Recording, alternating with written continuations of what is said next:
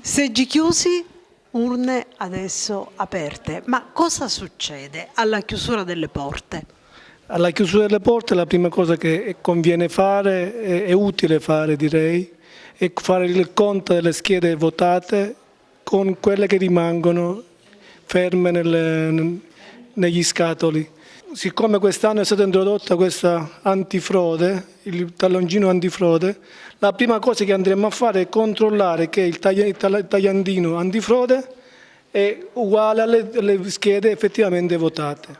Dopodiché proseguiremo, prendo le urne, contiamo di nuovo le schede.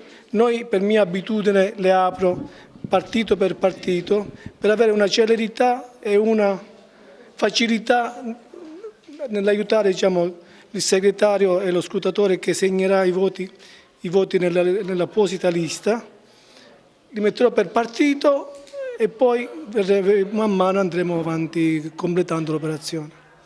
La giornata come è andata? L'elettorato ha avuto delle difficoltà con questo nuovo sistema di voto?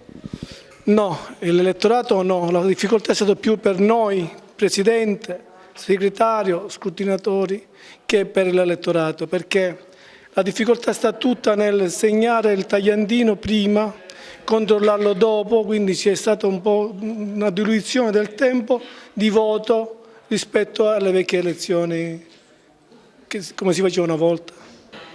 Beh, la giornata è stata abbastanza lunga e faticosa proprio perché appunto questa novità del talloncino antifrode ha creato un allungamento delle procedure di votazione e sono state particolarmente infatti faticose. Adesso speriamo che tutto il resto sia più celere, più fluido nello svolgimento.